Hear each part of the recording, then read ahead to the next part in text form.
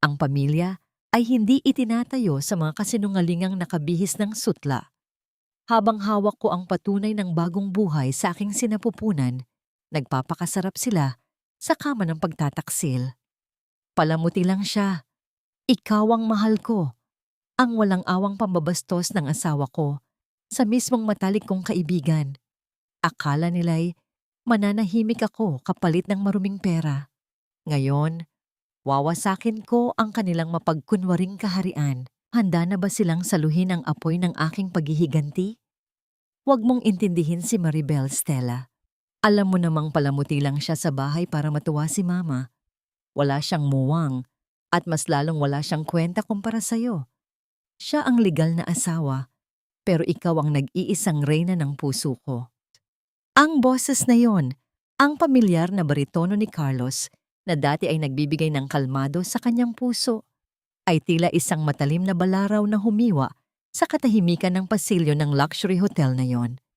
Nanigas si Maribel sa kanyang kinatatayuan, tila nawalan ng lakas ang kanyang mga tuhod habang nakasandal sa malamig na pader ng hallway. Sa loob ng kanyang kanang kamay, mahigpit niyang hawak ang isang maliit na kahon na nakabalot sa asul na papel, ang kanyang regalo para sa kanilang 3 anibersaryo. Ngunit sa kaliwang kamay, mas mahigpit ang kanyang pagkakahawak sa isang maliit na puting stick na may 2 pulang guhit. 6 na linggo. 6 na linggong buhay na nabubuo sa kanyang sinapupunan, isang biyayang akala niya ay bubuo sa kanilang pamilya. Tila isang malupit na biro ng tadhana ang lahat. Kaninang umaga lamang, sa loob ng kanilang banyo, umiiyak si Maribel sa galak habang pinagmamasdan ang resulta ng pregnancy test. Sa bawat patak ng kanyang luha, naaalala niya ang lahat ng sakripisyong ginawa niya para maging isang perpektong asawa at menugang.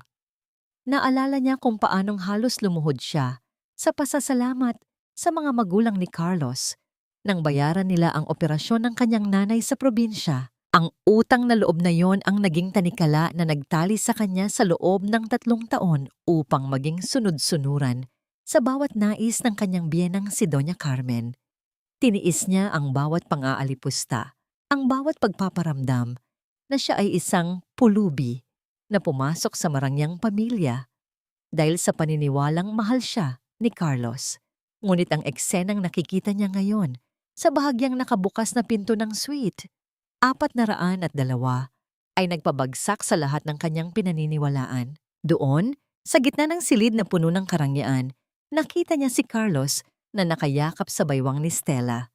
Si Stella, ang babaeng itinuring niyang higit pa sa kapatid, ang matalik niyang kaibigan na pinatira niya sa sarili nilang bahay nung ito ay walang matuluyan.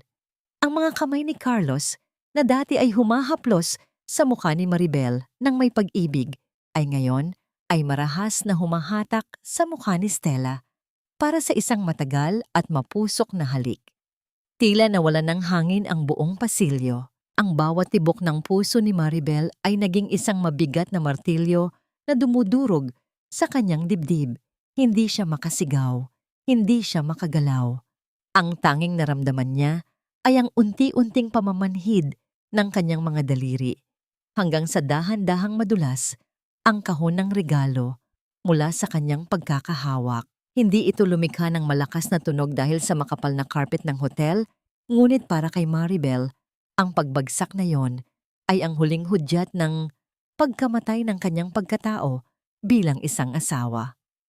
Bawat salita ng paglalambing ni Carlos kay Stella ay tila mga karayom na isa-isang itinusok sa kanyang kaluluwa.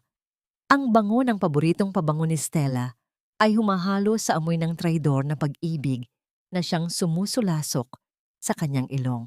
Marunong palang tumawa ng ganoon si Carlos, isang tawang puno ng kalayaan, malayo sa pilit ng ngiting ibinibigay nito sa kanya sa tuwing sila ay nasa harap ng kanilang mga magulang. "Hon, kailan mo ba siya palalayasin? Sabi mo, kapag nakuha mo na ang pirma ni Don Alejandro para sa bagong project, iiwan mo na siya." Ang malanding tinig ni Stella ay tila isang lason na dahan-dahang pumapasok sa tenga ni Maribel. "Magtiis ka lang, baby.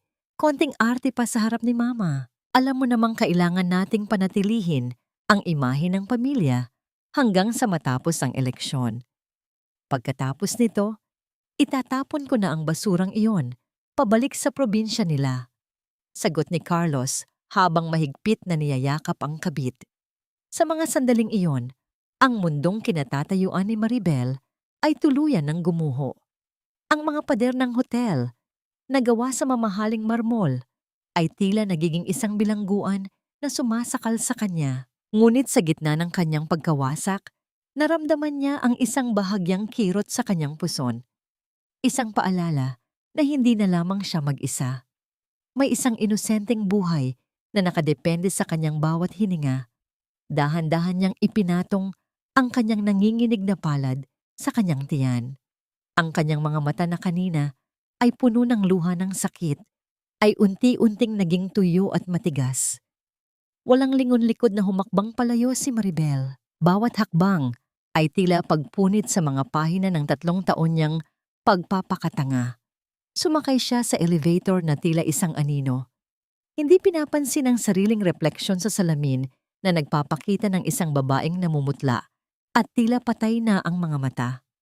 Paglabas ng hotel, sumalubong sa kanya ang mainit at magulong kalsada ng Maynila.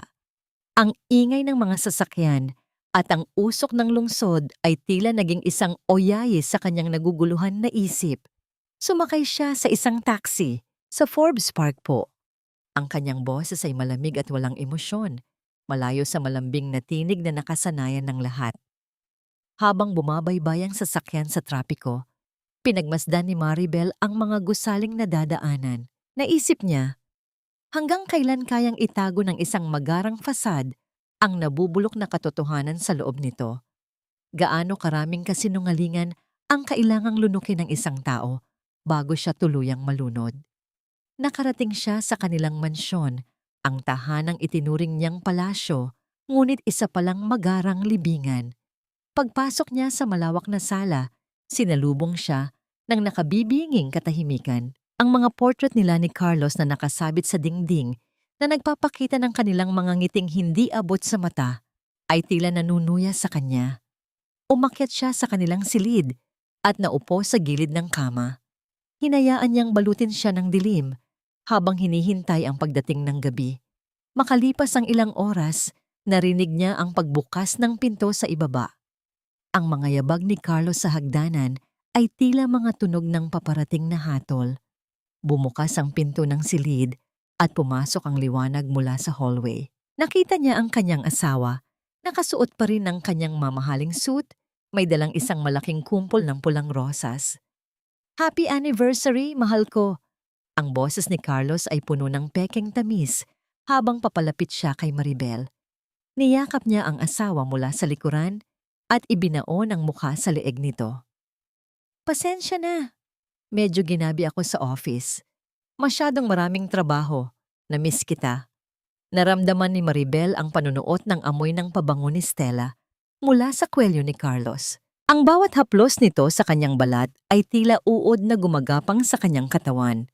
Nanatiling nakapikit si Maribel, tila isang ribulto na walang nararamdaman, habang ang kanyang puso ay sumisigaw ng isang katanungang hindi pa niya kayang bigkasin. Hanggang kailan mo kayang panindigan ang dula-dulaang ito bago ko sunugin ang lahat ng iyong itinatago? Sa ilalim ng marangyang chandelier ng kanilang dining room, ang bawat kislap ng kristal ay tila nanunuya sa katahimikan ni Maribel. Nakaupo siya sa harap ni Carlos, pinagmamasdan ng asawa habang masigla itong humihiwa ng steak, na tila ba walang bahid ng dumi ang konsensya nito. Ang bawat tunog ng kutsara at tinidor na tumatama sa mamahaling pinggan ay tila isang babala sa paparating na unos. "Mahal, may problema ba? Kanina ka pa hindi kumakain." Malambing na tanong ni Carlos bago inilabas ang isang maliit na velvet box. Binuksan niya ito at tumambad ang isang kwintas na may malaking diamante. "Para sa 3 taon nating pagsasama.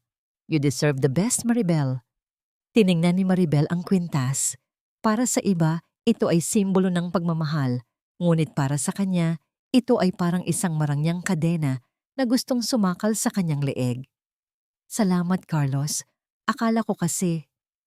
Nakita kita kanina sa Makati, malapit sa isang hotel. Pero baka nagkamali lang ako ng tingin. Biglang tumigil ang paggalaw ng mga kamay ni Carlos. Ang kanyang mga mata na kanina ay puno ng tamis ay biglang nagdilim. Ipinatong niya ang kanyang mga siko sa mesa at tinitigan ng matalim ang asawa. Ano bang klaseng imahinasyon yan, Maribel? Buong araw akong nasa opisina, pagod na pagod sa pagpirma ng mga kontrata para sa kinabukasan natin.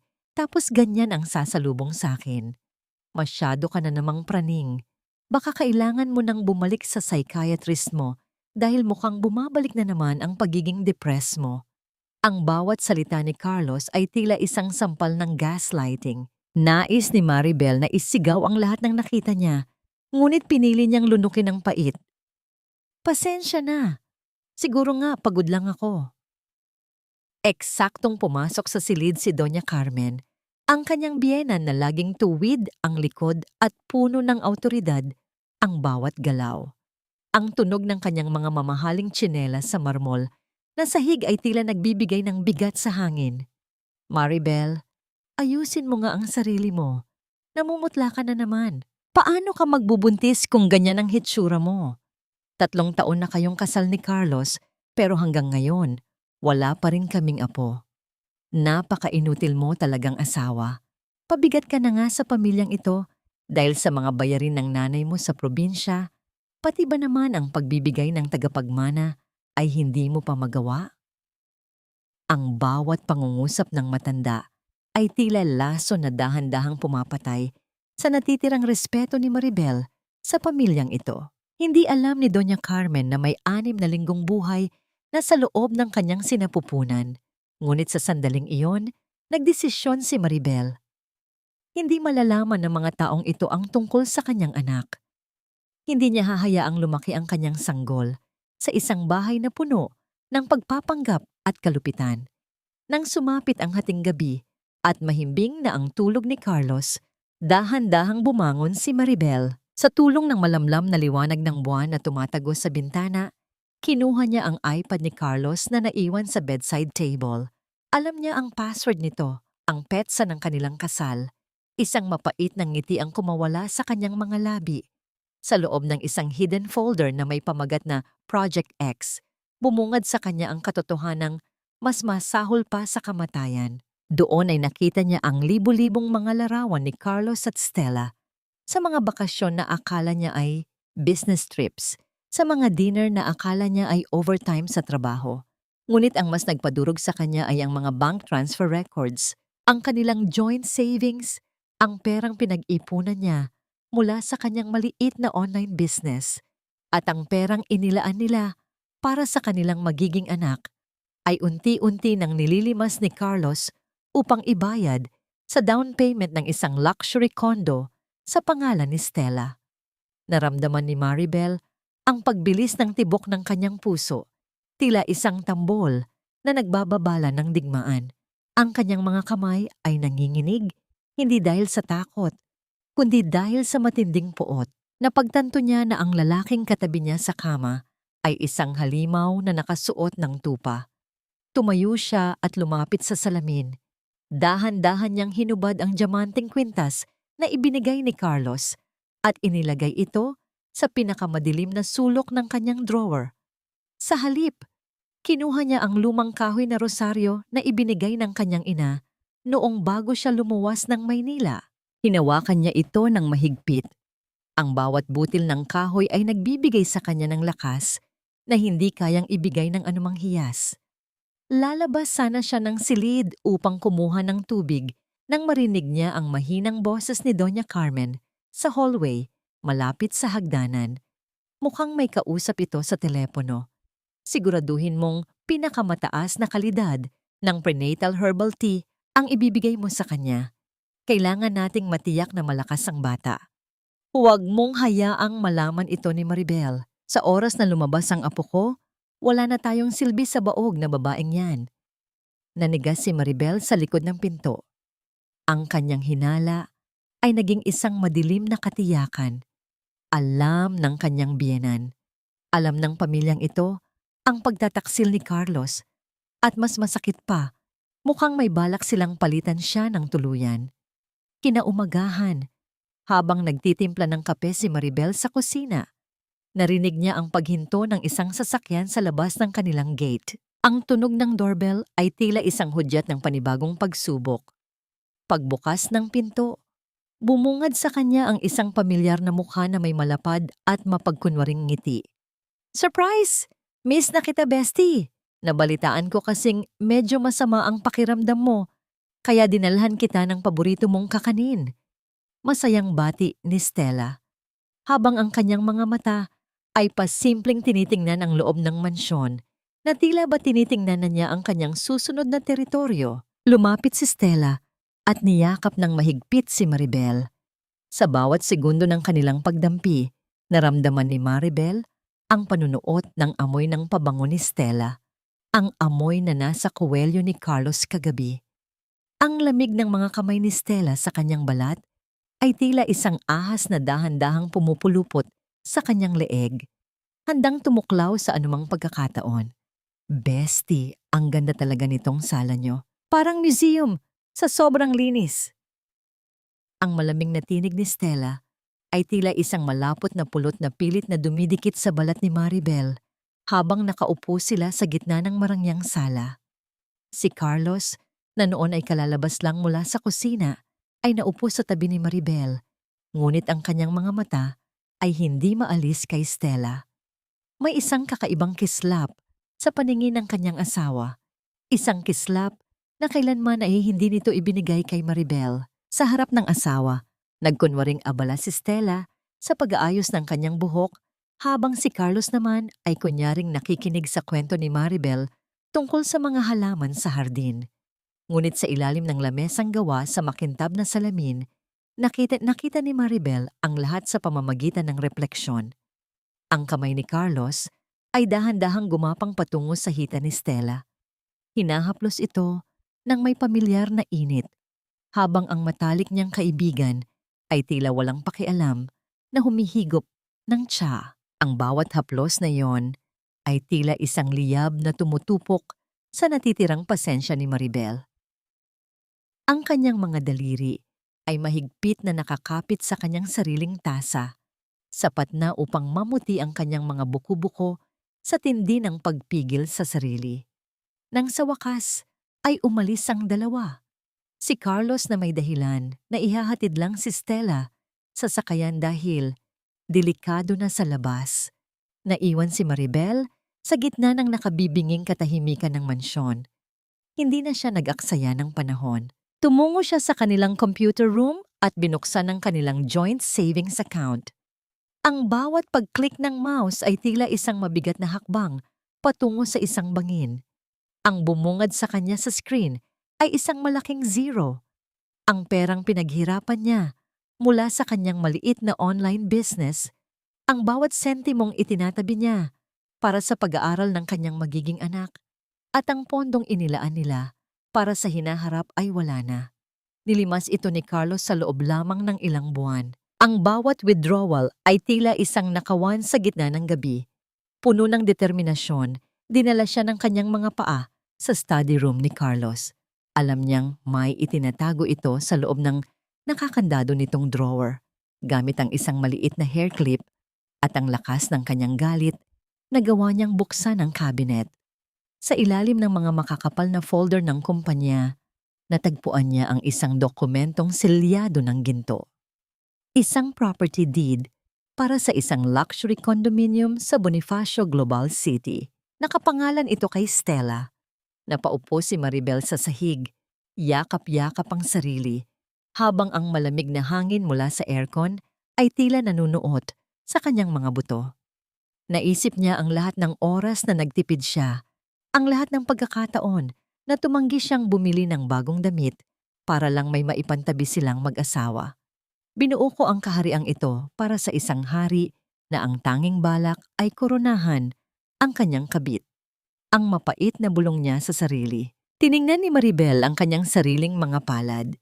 May mga bahid pa rin ito ng kalyo mula sa pagtulong niya sa kanyang ina sa probinsya. At ang mga kamay ring ito ang nagluto, naglinis, at nag-alaga sa pamilyang ito sa loob ng 3 taon.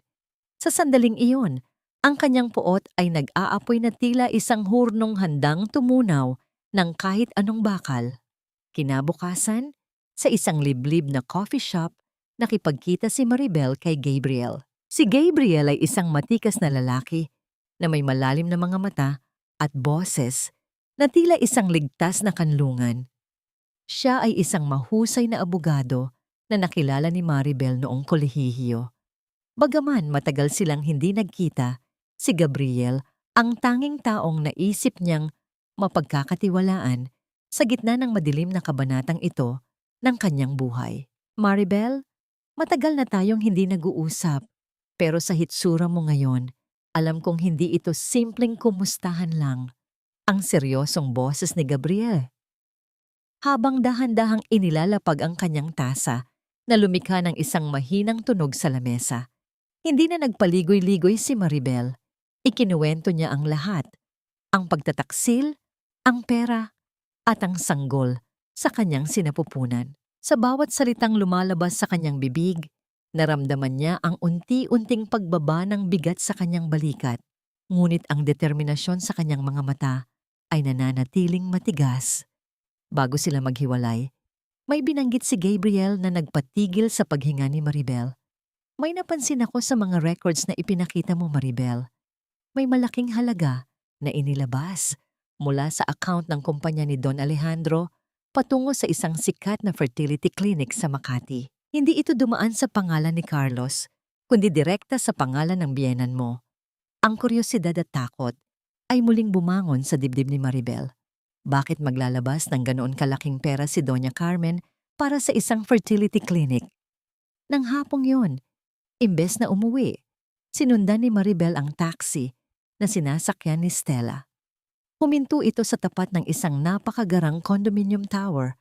Mula sa malayo, pinanood ni Maribel ang pagbaba ng kanyang dating kaibigan. Ngunit bago pa man makapasok si Stella sa lobby, isang pamilyar na itim na Mercedes ang huminto sa harap nito. Ang plaka ng sasakyan ay hindi nagkakamali. Ito ang sasakyan ni Doña Carmen. Ang pinto ng kotse ay bumukas at lumabas ang kanyang biyenan. May dalang mga mamahaling supot ng grocery at isang bouquet ng mga bulaklak na tila babibisita sa isang reyna. Nakaabang si Maribel sa likod ng malaking poste ng gusali. Ang kanyang mga mata ay nakapako sa bawat galaw ni Doña Carmen at Stella. Ang sikat ng araw sa labas ng marangyang condominium ay tila nagbibigay ng nakasisilaw na liwanag sa katotohanang matagal nang itinatago sa kanya.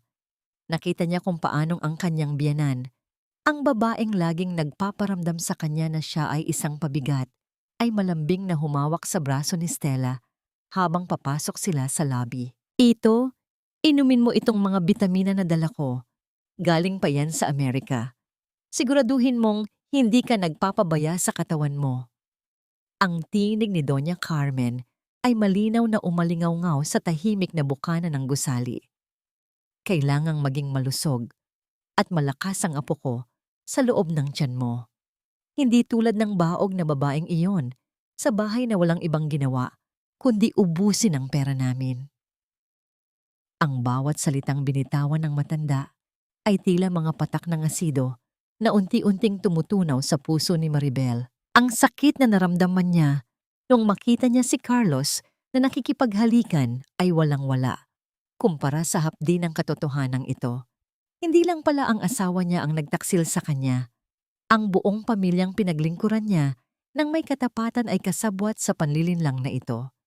Inakala nilang si Stella ang nagdadalang tao at dahil doon, handa silang itapon si Maribel na parang isang basahan pagkatapos nilang mapakinabangan ang kanyang pagiging sunod-sunuran. Nang makapasok na ang dalawa sa elevator, dahan-dahang lumabas si Maribel mula sa kanyang pinagtataguan. Ang kanyang mga binti ay tila gawa sa tingga sa bigat ng bawat hakbang. Naglakad siya patungo sa isang malapit na parke at naupo sa isang bakanteng bangko. Doon, sa ilalim ng malalabay na puno, hinayaan niyang bumuhos ang kanyang mga luha. Ang bawat hikbi ay puno ng puot at panghihinayang. Naalala niya ang lahat ng pagkakataong nagpakaaba siya kay Doña Carmen dahil sa utang na loob. Ang bawat mura at lait na tinanggap niya, ang bawat gabing hindi siya nakatulog sa pag-aalaga sa mga pangangailangan ng pamilya ni Carlos, lahat ng yon ay nauwi sa wala. Ang tanikala ng pasasalamat na nagtali sa kanya sa loob ng 3 taon ay tuluyan ng naputol sa pinakamarahas na paraan. Napagtanto niya na sa paningin ng mga taong ito, hindi siya kailanman naging bahagi ng pamilya. Isa lamang siyang kagamitan na nang masira ay kailangang palitan. Sa gitna ng kanyang pag-iyak, naramdaman ni Maribel ang pag-vibrate ng kanyang cellphone sa loob ng bag. Kinuha niya ito at nakita ang pangalan ng kanyang ina sa screen. Pinunasan niya ang kanyang mga mata at pinilit na pakalmahin ang kanyang tinig bago sumagot. "Hello, Nay. Bakit po kayo napatawag?"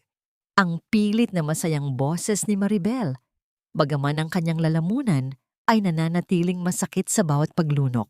"Maribel, anak, kumusta ka na? Napanaginipan kasi kita kagabi, kaya naisipan kong tumawag. Masama ba ang pakiramdam mo? Parang paos ang boses mo." Ang nag-aalalang tinig ng kanyang ina mula sa probinsya ay tila isang mainit na kumot na bumalot sa kanyang nanlalamig na katawan. "Wala po ito, Nay. Medyo napagod lang po sa gawaing bahay. Kayo po, kumusta po ang pakiramdam nyo?" "Mabuti naman ako, anak. Huwag mo na kaming alalahanin dito. Maraming salamat sa ipinadala mong pera noong nakaraang linggo. Nakabili na ako ng mga gamot ko. Alam mo, anak, lagi kitang ipinagdarasal. Kahit anong mangyari, tandaan mong may uuwian ka rito. Hindi bali ng mahirap tayo, basta't marangal ang pamumuhay natin." Ang mga simpleng salita ng kanyang ina ay tila isang malakas na sampal ng realidad. Habang ang pamilya ni Carlos ay nalulunod sa yaman ngunit nabubulok ang kaluluwa, ang kanyang ina sa probinsya ay nananatiling tapat at mapagmahal sa kabila ng kahirapan. Ang utang na loob na sinasabi ni Don Alejandro ay hindi sapat na dahilan upang hayaan niyang mabulok ang sariling dangal. Nang matapos ang tawag, tumayo si Maribel mula sa bangko. Ang kanyang mga mata ay hindi na namumula sa yak, kundi nagniningning na sa isang bagong uri ng determinasyon. Dahan-dahan niyang ipinatong ang kanyang nanginginig na palad sa kanyang puson, kung saan nananatiling ligtas at tahimik ang kanyang 6 na linggong sanggol. "Hindi ka magiging biktima sa pamilyang ito, anak." Ang mahinang bulong niya, na tila isang panata sa gitna ng hangin. "Hinding-hindi ko hahayaang mahawakan ka ng kanilang mga maruruming kamay. Kung kailangang sunugin ko ang buong mundo nila para lang maging ligtas ka, gagawin ko." Sa sandaling yun, ang huling bahid ng pag-aalinlangan sa puso ni Maribel ay tuluyan ng naglaho. Alam na niya ang kanyang dapat gawin. Ang babaeng pumasok sa mansyong yon bilang isang palamuti ay hindi na babalik. Ang haharap sa kanila ngayon ay isang inang handang pumatay at mamatay para sa kanyang anak. Bumalik siya sa kanilang mansyon na tila walang nangyari. Pagpasok niya, nakita niya si Carlos na nakaupo sa study room. Galit na hinahawi ang mga gamit sa ibabaw ng kanyang lamesa. Ang tunog ng mga papel na nagliliparan at mga pluma na tumatama sa sahig ay nagpapakita ng kanyang matinding pagkayamot. "Maribel, nasaan ang mga folder na nasa drawer ko?" Ang pasigaw na tanong ni Carlos nang makita ang asawa. Ang kanyang mga mata ay mapula sa galit at ang bawat ugat sa kanyang leeg ay tila puputok na. "May pumasok dito habang wala ako. Sino ang nagbigay sa iyo ng karapatang pakialaman ang mga gamit ko?" Tinitigan siya ni Maribel ng diretso sa mga mata. Walang kaba, walang takot. "Anong folder ang sinasabi mo, Carlos? Baka nakalimutan mo lang kung saan mo inilagay. Sa sobrang pagod mo sa trabaho? O baka naman sa sobrang pag-iisip mo kay Stella?" Nanigas si Carlos sa kanyang kinatatayuan. Ang katahimikan sa loob ng silid ay naging mabigat at mapanganib. Habang ang mga mata ni Carlos ay unti-unting nanliit, tila isang hayop na handang sumunggab sa kanyang biktima. Nababaliw ka na ba, Maribel? Anong Stella ang pinagsasabi mo? Masyado nang malayo ang nararating ng imahinasyon mo dahil sa selos. Ang boses ni Carlos ay umalingaw-ngaw sa apat na sulok ng study room, puno ng puot at pandidiri. Sa isang mabilis na pagkilos, hinablot niya ang braso ni Maribel at malakas itong itulak. Ang likod ni Maribel ay tumama sa matigas na gilid ng bookshelf na nagdulot ng isang matalim na kirot na gumapang sa kanyang gulugod. Ngunit sa halip na dumaing, nanatiling nakatitig si Maribel sa kanyang asawa. Ang kanyang mga mata ay tila dalawang malalim at tuyong balon, walang emosyon, walang bakas ng takot. Privacy ko ito, Maribel. Intindihin mo yan. Nagtatrabaho ako para sa marangyang buhay na tinatamasa mo. Tapos papasok ka rito para maghalughog na parang isang magnanakaw. Muling bulyaw ni Carlos habang dinuduro ang asawa. Huwag mong idamay si Stella sa mga praning mong hinala. Siya lang ang tanging kaibigan na nandyan para sa akin kapag sawang-sawa na ako sa kadramahan mo sa buhay. Pinanood ni Maribel ang bawat galaw ng mga labi ni Carlos. Bawat salitang lumalabas dito ay tila isang kumpirmasyon na ang lalaking minahal niya ay isa lamang ilusyong binuo ng kanyang sariling pagnanais na magkaroon ng pamilya. Nakita niya ang bawat ugat sa noo ni Carlos, ang panginginig ng mga daliri nito sa galit, at ang kawalan ng kahit katiting na pagsisisi.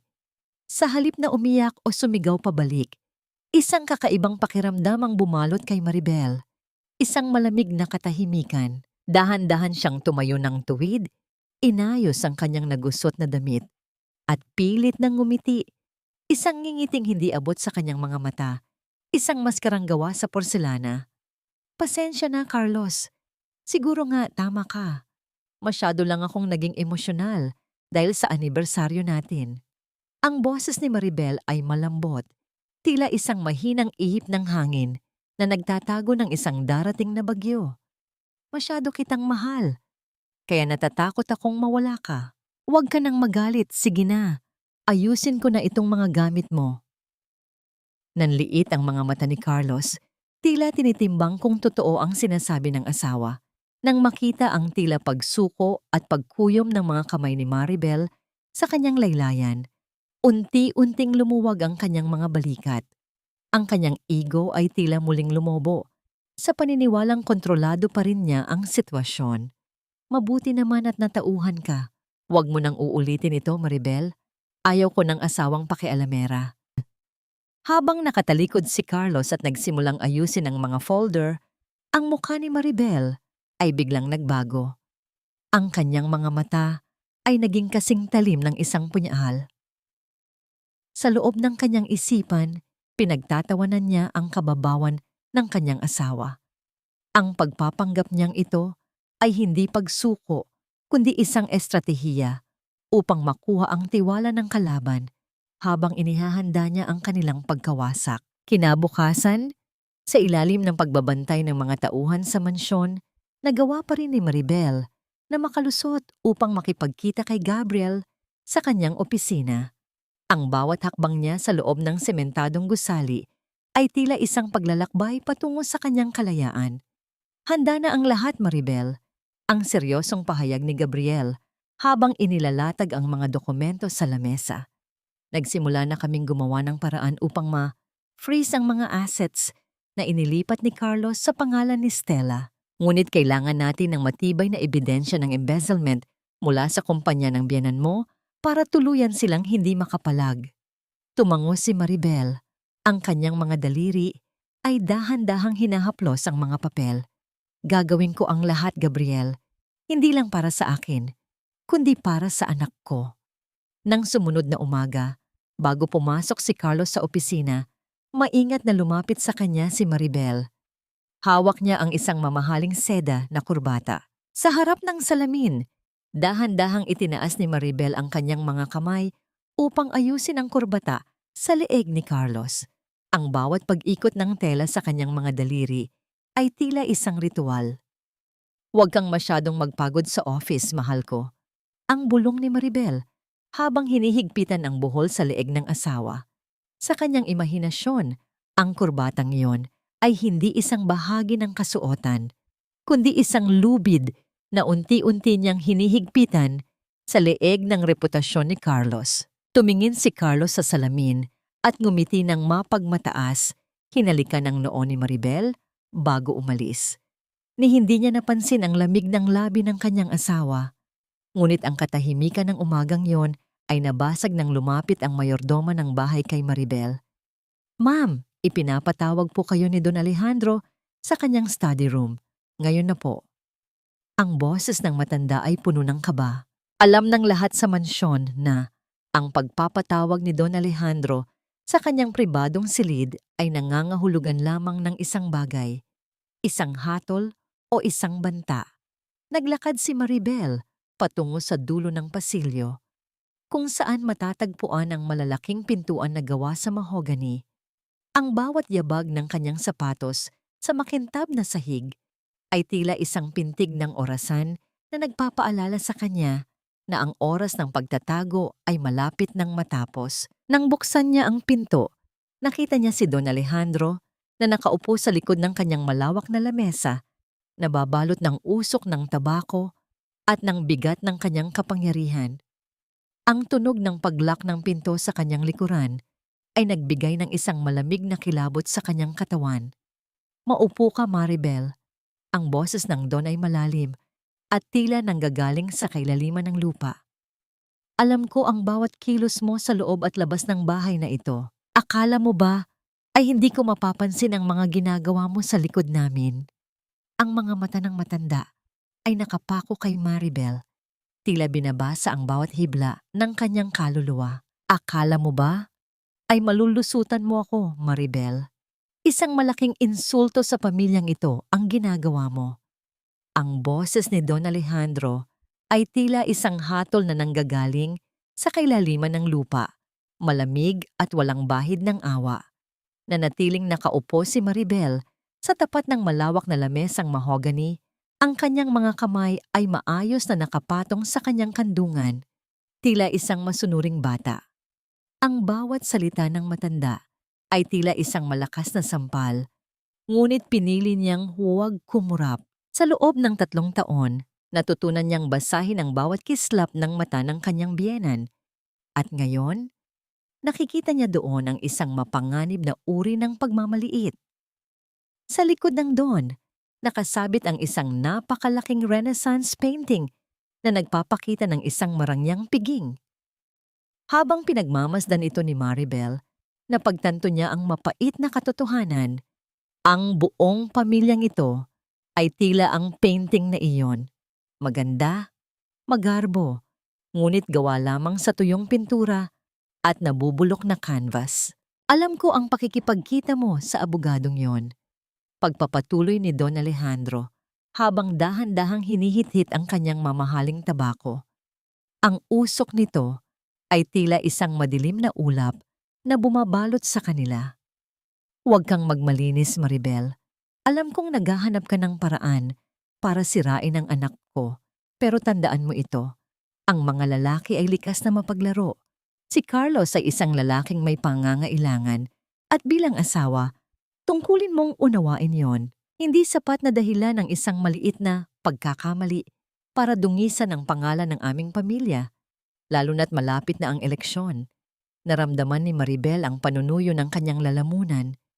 Ang bawat kataga ng Don ay tila mga karayom na tumutusok sa kanyang pagkatao. Maliit na pagkakamali, ang bulong niya sa kanyang isipan, ang pagtataksil sa kanilang sumpa, ang pagnanakaw sa kanilang kinabukasan, at ang pagyurak sa kanyang dangal ay tinatawag lamang nitong maliit na pagkakamali. Dahan-dahang kinuha ni Don Alejandro ang isang checkbook mula sa kanyang drawer. Ang tunog ng pagpunit ng papel ay umalingaw sa tahimik na silid. Inilapag niya ang isang blankong tseke sa harap ni Maribel. "Isulat mo ang presyo mo, Maribel. Kahit magkano, ibibigay ko, basta't manatili kang tahimik. Manatili kang mabuting asawa sa harap ng publiko hanggang sa matapos ang aking kampanya." Pagkatapos niyon, Maaari ka nang umalis nang may dalang kayamanan na hindi mo kailanman makakamit sa probinsya nyo.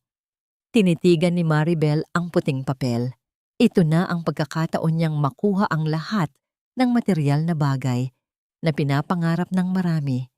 Ngunit habang nakatingin siya sa tseke, ang tanging nakikita niya ay ang malungkot na mukha ng kanyang ina at ang inosenteng buhay na nasa loob ng kanyang sinapupunan. Dahan-dahan niyang kinuha ang pluma sa ibabaw ng lamesa, sa gitna ng tseke.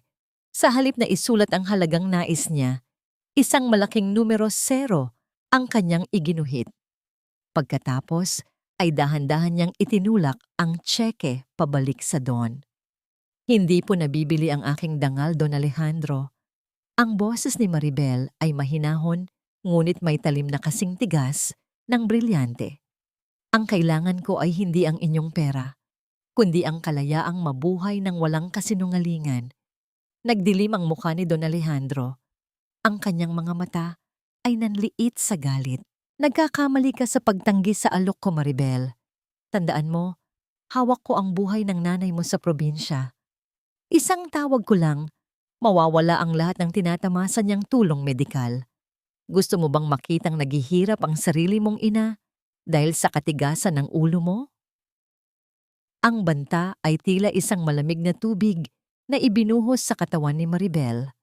Ang kanyang puso ay kumubog ng marahas, tila isang ibon na nagpipilit makalaya sa kanyang dibdib. Sa loob ng ilang sandali, ang takot ay muling nagtangkang sakupin ang kanyang sistema. Ngunit naalaala niya ang pangako niya sa kanyang sanggol. Huminga siya ng malalim at muling isinuot ang kanyang maskara ng pagsuko. Pasensya na po, Don Alejandro. Masyado lang po akong nabigla. Gagawin ko po ang gusto niyo. Mananatili po akong tahimik para sa pamilya. Isang mapait na ngiti ng tagumpay ang lumitaw sa mga labi ng Don. Mabuti naman at natauhan ka. Maaari ka nang lumabas. Paglabas ni Maribel sa study room, ang kanyang mga binti ay nanginginig. Ngunit ang kanyang isipan ay kasing linaw ng kristal. Alam niyang wala na siyang balikan. Dahan-dahan siyang naglakad patungo sa hardin, malayo sa mga mata ng mga kasambahay. Kinuha niya ang kanyang cellphone at nag-type ng isang maikling mensahe para kay Gabriel. Simulan na natin ang phase 2. Wala na silang ititira sa akin, kaya wala na rin akong ititira sa kanila. Habang pinagmamasdan ni Maribel ang dahan-dahang paglubog ng araw sa likod ng malalaking pader ng mansyon, narinig niya ang mabigat na tunog ng pagtiktak ng antik na orasan mula sa loob ng bahay. Bawat segundo ay tila isang hakbang patungo sa gabi ng paghuhukom. Sa gitna ng isang eksklusibong butik sa Makati, ang amoy ng mamahaling tela at pabango ay tila sumasakal sa hininga ni Maribel. Nakatayo siya sa harap ng malaking salamin habang sinusukatan ng isang tanyag na designer. Ngunit ang kanyang atensyon ay nakatuon sa 2 taong nasa likuran niya, si Carlos at Stella. Bestie, tignan mo itong gown na napili ko. Masyado bang revealing? Ang malanding tanong ni Stella habang pilit na ibinibida ang kanyang katawan sa harap ni Carlos. Baka kasi mahalata alam mo na, ang munting sikreto natin. Ngumiti si Carlos ng may kahulugan at dahan-dahang hinaplos ang likod ni Stella sa harap mismo ni Maribel. Bagay sa iyo ang kahit ano, Stella. Huwag kang mag-alala. Ikaw ang pinakamaganda sa gabing iyon. Lumingon si Carlos kay Maribel na may halong pangungutya sa mata. Maribel, ayusin mo ang pagpili ng gown. Ayaw ni Papa na magmukha kang manang sa harap ng mga investors at subukan mo ring mag-makeup ng maayos. Masyado kang matamlay tignan. Baka isipin nilang pinababayaan kita. Hindi kumibo si Maribel. Hinayaan niyang dumulas ang mapait na laway sa kanyang lalamunan habang pinagmamasdan ang sarili sa salamin. Ang kanyang katawan ay tila naging isang estranghero sa kanyang sariling paningin. Nang pumasok si Stella sa fitting room upang isukat ang isang pulang-pulang gown, sumunod si Maribel. Sa loob ng maliit at masikip na espasyo, ang hangin ay naging mabigat. Tinulungan ni Maribel si Stella na i-zipper ang likod ng damit. Ang bawat pagdampi ng kanyang malamig na daliri sa mainit na balat ng kanyang traidor na kaibigan ay tila isang pagsubok sa kanyang katinoan. Alam mo, Stella, ang mahinang bulong ni Maribel sa tenga nito. Bagay na bagay sa iyo ang kulay na pula. Kulay ng apoy, kulay ng pagsabog, at higit sa lahat, kulay ng kasalanan. Bahagyang nanginig ang balikat ni Stella. Anong ibig mong sabihin, Maribel? Masyado ka namang seryoso. Nagbibiro lang ako kanina. Wala lang. Tugon ni Maribel, habang dahan-dahang hinihigpitan ang pagkakaayos ng tela sa baywang ni Stella. Gusto ko lang siguraduhin na sa gabi ng gala, lahat ng mata ay nasa sayo. Dahil doon ka naman magaling, di ba? Ang kumuha ng atensyong hindi sayo. Pagkatapos ng nakapapagod na hapon, nagdahilan si Maribel na pupunta sa kanyang doktor para sa isang check-up. Ngunit sa halip na mag-isa, sinalubong siya ni Gabriel sa tapat ng isang pribadong klinika. Ang presensya ng abogado ay tila isang matibay na haligi na nagbibigay ng proteksyon sa gitna ng nagngangalit na bagyo. Sa loob ng madilim na silid ng ultrasound, ang tanging maririnig ay ang mahinang tunog ng makina. Nang idikit ng doktor, ang probe sa tiyan ni Maribel. Isang mabilis at malakas na ritmo ang umalingaw-ngaw sa buong silid. Dug-dug, dug-dug, dug-dug. Ito ang tibok ng puso ng kanyang anak. Sa bawat pintig niyon, tila dinidilig ang tuyot na kaluluwa ni Maribel. Napapikit siya habang ang mga luha ng tunay na kaligayahan ay dahan-dahang gumugulong sa kanyang mga pisngi. Nararamdaman niya ang init ng kamay ni Gabriel na pumatong sa kanyang balikat. Isang tahimik na pangako na hindi siya mag-iisa sa laban na ito. Paglabas nila ng klinika, sumakay sila sa sasakyan ni Gabriel. Ang loob ng kotse ay puno ng katahimikan, ngunit ito ay isang uri ng katahimikan na nagbibigay ng kapayapaan. Inabot ni Gabriel ang isang maliit na USB drive kay Maribel. Nandyan na ang lahat, Maribel. Ang seryosong boses ni Gabriel. Nakuha ko na ang file na may pamagat na Stella's Secret. Higit pa ito sa inaasahan natin. Kapag lumabas ito sa gala, wala nang matitirang kahit anong dangal sa kanila. Sigurado ka na ba rito? Tumingin si Maribel sa bintana. Pinagmamasdan ang mga ilaw ng lungsod na mabilis na lumalampas. Wala na akong ibang pagpipilian, Gabriel. Sila ang naunang sumunog sa tulay na nagdudugtong sa amin. Ngayon, hahayaan ko lang silang maabo sa sarili nilang apoy. Sandaling hinawakan ni Gabriel ang nanginginig na kamay ni Maribel. Sa simpleng haplos na yon, naramdaman ni Maribel ang isang uri ng pagkalinga na kailanman ay hindi niya naramdaman kay Carlos. Ito ay tila isang banayad na kislap ng pag-asa sa gitna ng madilim na gabi. Walang malisya, walang pilit na romansa, kundi isang purong koneksyon ng dalawang pusong nagkakaintindihan. Dumating ang gabi ng ika-30 anniversary gala ng pamilya ni Don Alejandro. Ang buong mansyon ay puno ng ingay ng mga tauhan na naghahanda. Nakatayo si Maribel sa harap ng kanyang full-length mirror. Suot ang isang napakaganda at purong puting gown. Ang kanyang mukha ay maayos na inayusan. Ang kanyang mga mata ay tila dalawang brilyanteng kumikinang sa determinasyon. Tumingin siya sa kanyang refleksyon at dahan-dahang isinuot ang kanyang huling alahas. Isang maliit na brooch na itinatago ang isang mikropono. Ang bawat pagkislap ng mga kamera ng paparazzi sa labas ng hotel ay tila mga kidlat na nagbabadya ng isang malakas na pagkulog. Handa na ako, ang bulong ni Maribel sa sarili, habang ang kanyang puso ay tumitibok ng sabay sa ritmo ng kanyang anak, kanyang ngayong gabi. Ang puting damit na ito ang magsisilbing sapot na huhuli sa lahat ng inyong mga kasalanan. Ang bawat kislap ng mga kamera ng media sa red carpet ay tila mga matatalim na kidlat na tumatama sa mukha ni Maribel. Nakakapit ang kanyang kamay sa braso ni Carlos habang naglalakad sila patungo sa main ballroom ng hotel.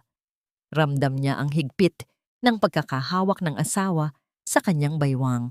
Isang haplos na sa paningin ng publiko ay puno ng pagmamahal. Ngunit para kay Maribel, ay tila malamig na balat ng ahas na pumupulupot sa kanyang katawan. Ngumiti ka, Maribel. Huwag mong ipahiya ang pamilya sa harap ng mga reporter. Ang pabulong na utos ni Carlos habang ang kanyang sariling mga labi ay nakakabit sa isang perpektong plastik na ngiti. Sa loob ng ballroom, ang amoy ng mamahaling alak at halimuyak ng mga sariwang bulaklak ay hindi sapat upang itago ang amoy ng kabulukan ng moralidad sa paligid. Nakatayo sa gitna ng entablado si Don Alejandro, suot ang kanyang pinakamahal na suit, habang si Doña Carmen ay nagniningning sa kanyang mga alahas na tila ba sila ang pinakamalinis na tao sa mundo. Nagsimula ang talumpati ng Don. Ang kanyang boses ay puno ng kayabangan habang binabanggit ang mga salitang integridad, katapatan, at legacy ng pamilya. Habang nakikinig ang mga maimpluwensyang tao sa lipunan, dahan-dahang lumayo si Maribel sa tabi ni Carlos.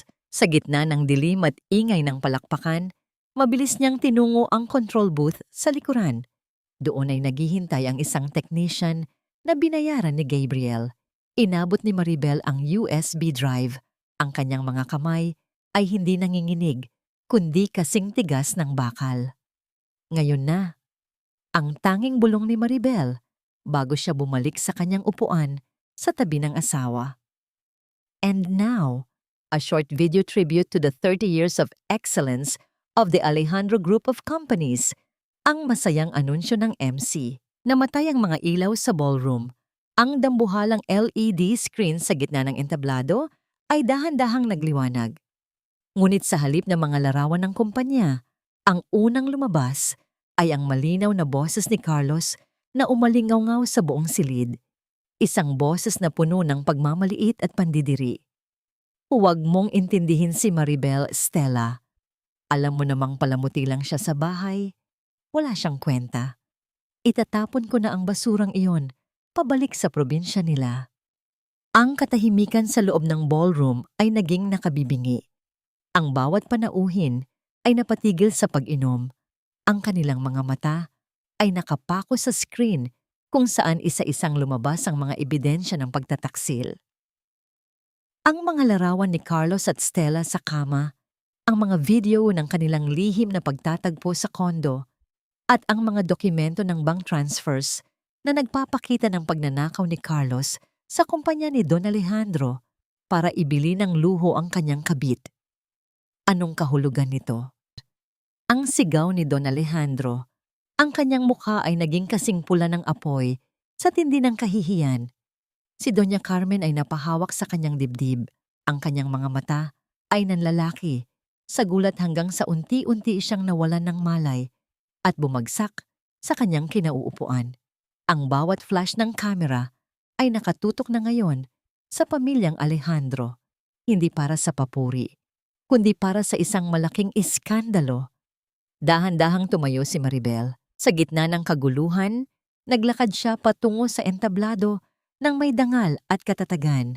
Kinuha niya ang mikropono mula sa nanginginig na kamay ng MC. Ang bawat yabag ng kanyang sapatos sa sahig ay tila tunog ng isang paparating na hatol. Don Alejandro, Doña Carmen, Carlos. Ang boses ni Maribel ay malinaw at puno ng kapangyarihan. Akala niyo ba ay mananatili akong bulag at bingi sa inyong mga kasalanan? Akala niyo ba ay mabibili niyo ang aking katahimikan? Tumingin siya kay Carlos na ngayon ay nakatayo sa gitna ng ballroom, tila isang basang sisiw na pinagtitinginan ng lahat. At ikaw, Stella, akala mo ba ay nakuha mo na ang lahat? Lumingon si Maribel sa direksyon ni Stella na nakatayo malapit sa pinto, namumutla at nanginginig. Heto ang huling sorpresa para sa inyong lahat. Ang patuloy ni Maribel. Ang apo na pinakahihintay niyo mula kay Stella. Ang sanggol na dahilan kung bakit niyo siya kinukupkop. Isang malaking kasinungalingan. Stella, ipaliwanag mo sa kanila kung paano mo pineke ang bawat ultrasound at medical report para lang makuha ang pera ng mga Alejandro. Hindi ka buntis, Stella. Ginagamit mo lang ang pamilyang ito para sa sarili mong ambisyon. Ang revelasyong ito ay tila isang malakas na pagsabog na yumanig sa buong gusali. Napatingin si Carlos kay Stella nang may halong pandidiri at poot. Ang lalaking akala niya ay nagtatanggol sa kanya ay mabilis na lumapit sa kabit at, sa harap ng lahat, ay malakas na sinampal si Stella. Ang tunog ng palad na tumama sa pisngi ay umalingaw-ngaw sa paligid. Kasunod ang pagbagsak ni Stella sa sahig habang humahagulgol. Naglakad si Maribel pababa ng entablado. Dumaan sa harap ni Stella na ngayon ay nakaluhod at nagmamakaawa. Huminto siya sandali.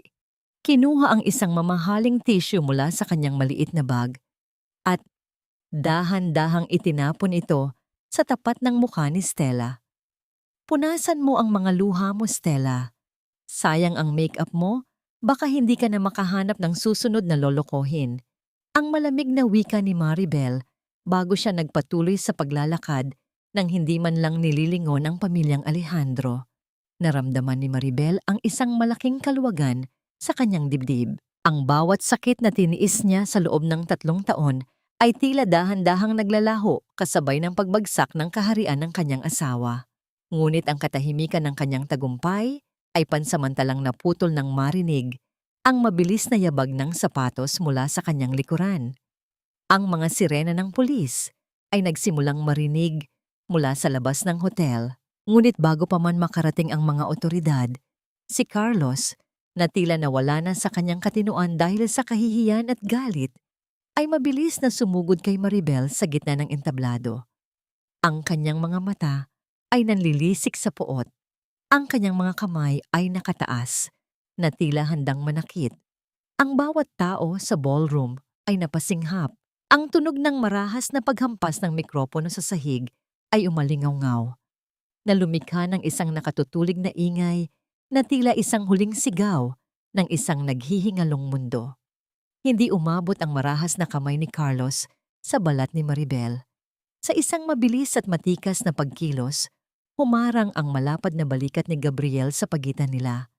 Ang matikas na pangangatawan ng abogado ay tila naging isang pader na hindi matitibag ng galit ng isang lalaking nawalan na ng katinuan. Naramdaman ni Maribel ang hanging dumaan sa kanyang pisngi sa tindi ng bilis ng pagharang ni Gabriel.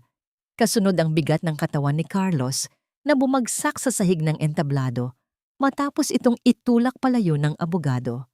Ang bawat panauhin sa ballroom ay tila naging mga estatwa sa gulat. Ngunit ang katahimikan ay agad na nabasag ng mabilis na pagpasok ng mga alagad ng batas. Ang tunog ng mga sapatos na tumatama sa makintab na sahig ay naging mabilis at maautoridad. Carlos Alejandro, inaaresto ka sa kasong financial fraud at embezzlement batay sa mga ebidensyang isinumite sa amin ngayong gabi. Ang boses ng opisyal ay malinaw na umalingaw-ngaw sa buong silid, na tila isang huling hatol. Ang marahas na pag-ikot ng mga kamay ng pulis sa braso ni Carlos upang ito ay pusasan ay naging mabilis. Ang lalaking kanina ay tila hari ng mansyon ay ngayon ay nakayuko. Ang kanyang buhok ay gulo-gulo at ang kanyang mukha ay puno ng kahihiyan habang kinakaladkad palabas ng hotel sa harap ng mga kumikislap na kamera ng media. Makalipas ang ilang oras, sa loob ng malamig na lobby ng presinto, naupo si Maribel sa isang bakanting silya. Ang bawat hibla ng kanyang puting gown ay tila nagpapaalala sa kanya ng digmaang katatapos lang. Lumapit si Carlos na pansamantalang pinayagang makausap ang asawa bago tuluyang ipasok sa selda. Ang kanyang hitsura ay kalunos-lunos. Wala na ang kayabangan. Ang kanyang mga mata ay puno ng luha at pagsusumamo. Maribel, please, mahal ko, patawarin mo ako. Ang basag na boses ni Carlos habang pilit na inaabot ang kamay ni Maribel. Nagawa ko lang ang lahat dahil kay Mama. Siya ang nagtulak sa akin. Siya ang may gusto ng lahat ng ito. Bigyan mo ako ng isa pang pagkakataon. Magsisimula tayo ulit. Alalahanin mo ang 3 taon nating pagsasama. Tiningnan ni Maribel ang lalaking nasa kanyang harap. Wala siyang naramdamang galit. Wala ring lungkot. Ang tanging naramdaman niya ay isang malalim na pamamanhid, na tila ba ang lalaking ito ay isang estranghero na nabasa niya lang sa isang lumang libro. Ang 3 taon na iyon, Carlos, ay isang serye ng mga kasinungalingan na ikaw mismo ang sumulat. Ang boses ni Maribel ay kasing lamig ng semento sa ilalim ng kanyang mga paa. Wala ka nang babalikan at huwag mong gamitin ang nanay mo bilang dahilan. Ikaw ang pumili na magtaksil. Ikaw ang pumili na magnakaw. Ngayon, ikaw rin ang dapat pumili kung paano mo pagbabayaran ang lahat. Dahan-dahang kinuha ni Maribel ang isang folder mula sa kanyang bag at inilapag ito sa lamesa sa pagitan nila. Ang tunog ng papel na tumama sa kahoy ay tila huling lagda ng kanilang relasyon. Ito ang mga annulment papers. Pirmahan mo ito o hindi, itutuloy ko ang laban. Bayad na ang utang na loob ko sa pamilya nyo. Malaya na ako. Tumayo si Maribel at hindi na lumingon pa sa mga hikbi ni Carlos na unti-unting lumalayo habang ibinabalik ito sa loob. Paglabas niya ng gusali, sinalubong siya ni Gabriel na nakasandal sa kanyang sasakyan. Ang banayad na liwanag ng mga poste sa kalsada ay nagbibigay ng isang uri ng kalmado sa paligid. Handa ka na bang umalis? Ang malambot na tanong ni Gabriel habang pinagbubuksan ng pinto si Maribel. Tumango si Maribel at sumakay. Habang bumabaybay ang sasakyan palayo sa magulong lungsod ng Maynila, ang bawat ilaw ng gusali na nadadaanan nila ay tila mga alaala na dahan-dahang naglalaho sa dilim. Ang katahimikan sa loob ng sasakyan ay hindi nakakabingi, kundi puno ng ginhawa. Naramdaman ni Maribel ang pagdaloy ng hangin mula sa labas, kaya dahan-dahan niyang ibinaba ang bintana ng sasakyan. Hinayaan niyang liparin ng hangin ang kanyang buhok. Ang amoy ng kalsada at ang lamig ng gabi ay tila isang matamis na lasa ng kalayaan sa kanyang mga labi. Sa unang pagkakataon sa loob ng mahabang panahon, hindi niya kailangang magpanggap, hindi niya kailangang matakot. Ngunit sa gitna ng kanyang katahimikan, isang kakaibang pakiramdam ang biglang gumising sa kanyang diwa. Isang mahina at banayad na pintig mula sa loob ng kanyang sinapupunan. Napatigil sa paghinga si Maribel. Ang kanyang mga mata ay nanlaki nang maramdaman niya ang isang tila maliliit na pakpak ng paru-paro na tumitibok sa kanyang tiyan.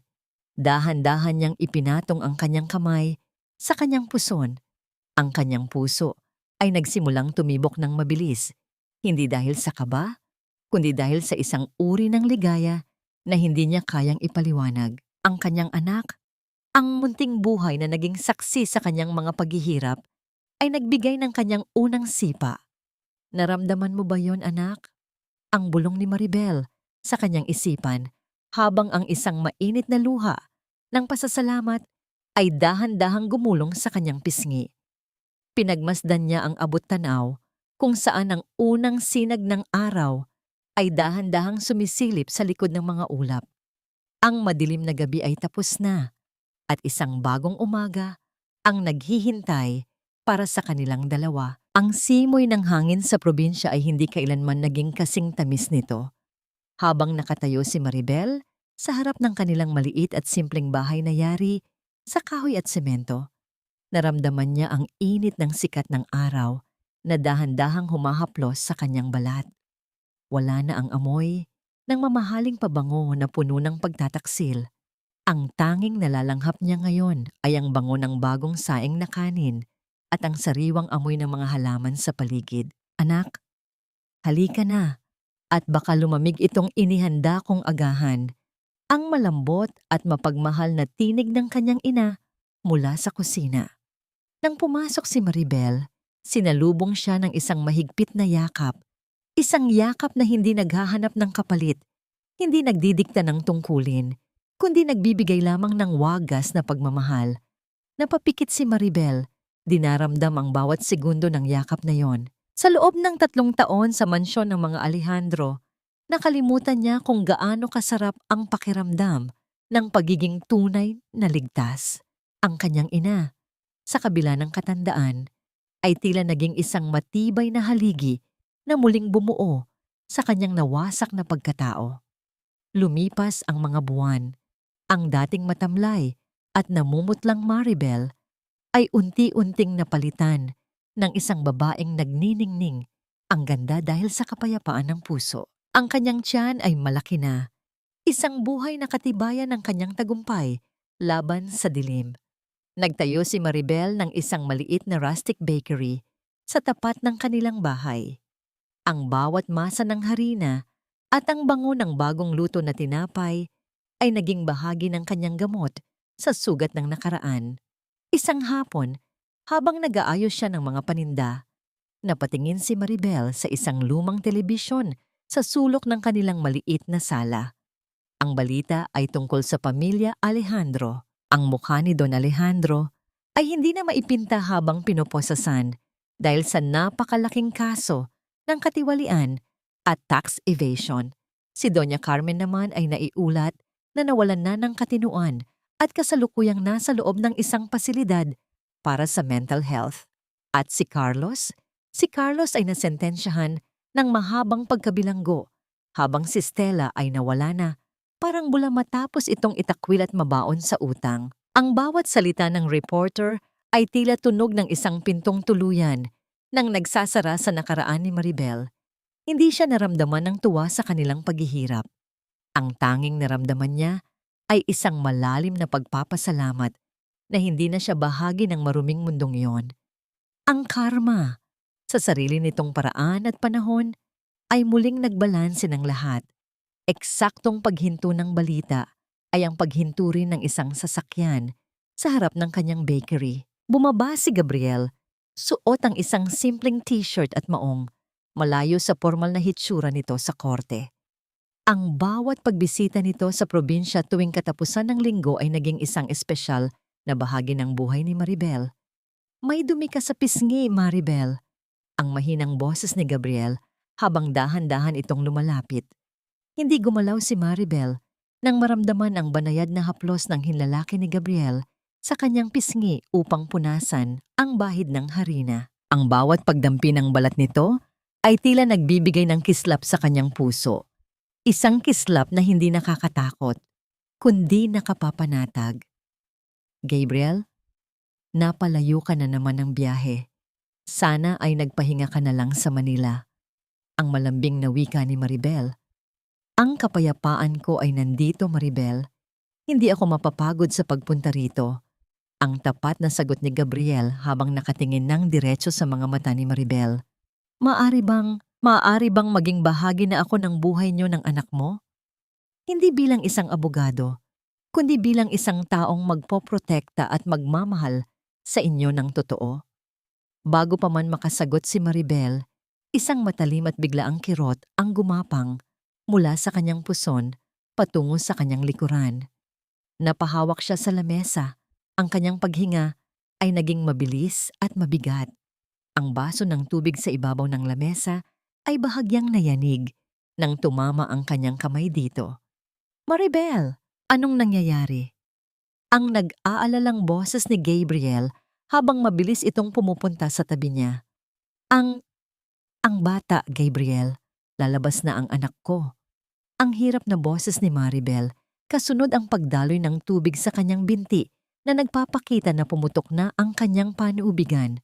Sa gitna ng kaba at pagmamadali, mabilis siyang binuhat ni Gabriel patungo sa sasakyan. Ang bawat segundo sa loob ng ospital sa probinsya ay puno ng tensyon at panalangin. Sa loob ng delivery room, ang tanging maririnig ay ang mabigat na paghinga ni Maribel at ang malakas na tibok ng kanyang puso. Nanatili si Gabriel sa kanyang tabi, mahigpit na hawak ang kanyang nanginginig na kamay. Ang bawat kuko ni Maribel na bumaon sa palad ni Gabriel dahil sa tindi ng sakit ay hindi ininda ng lalaki. Sa halip, dahan-dahan niyang hinalikan ang mga buko-buko ng daliri ni Maribel at bumulong. Nandito lang ako, Maribel. Hindi ka na muling mag-iisa. Kaunti na lang, mahal ko. Sa huling malakas na pag-iri ni Maribel, kasabay ng kanyang pagpikit at pagtulo ng huling luha ng paghihirap, isang bago at napakagandang tunog ang bumasag sa katahimikan ng silid. Isang matinis at malakas na iyak ng isang sanggol. Isang iyak na nagpapahayag ng tagumpay, ng bagong pag-asa, at ng isang bagong simula na wala ng bahid ng nakaraan. Napangiti si Maribel sa gitna ng kanyang kapaguran. Ang sikat ng araw sa labas ng bintana ng ospital ay tila naging isang ginintuang liwanag na bumalot sa kanilang tatlo. Ang mahabang gabi ay tuluyan ng natapos. Napakaganda ng paglubog ng araw sa dalampasigan ng aming probinsya. Ang kulay kahel na langit ay dahan-dahang humahalo sa malalim na asul ng dagat. Tila isang higanteng painting na walang bahid ng kahit anong puot o pait. Naglalakad ako nang nakapaa sa malambot at basang buhangin habang karga-karga ko ang aking isang taong gulang na anak. Ang kanyang maliliit at malambot na kamay ay humahaplos sa aking mukha at ang kanyang malinis na tawa ay tila isang uyayi na nagpapatulog sa lahat ng aking mga nakaraang sugat. Minsan, sa gitna ng katahimikan ng gabi, sumasagi pa rin sa aking isipan ang mga anino ng mansyong Alejandro. Nabalitaan ko na ang malaking bahay na yon, na dati ay puno ng marangyang kasinungalingan, ay nailit na ng bangko at ngayon ay wala nang nakatira. Si Don Alejandro ay nananatiling nasa loob ng malamig na rehas. Kinalimutan na ng mga taong dati ay sumasamba sa kanyang kapangyarihan. Si Carlos naman ay patuloy na nagbabayad sa kanyang mga kasalanan sa loob ng bilangguan.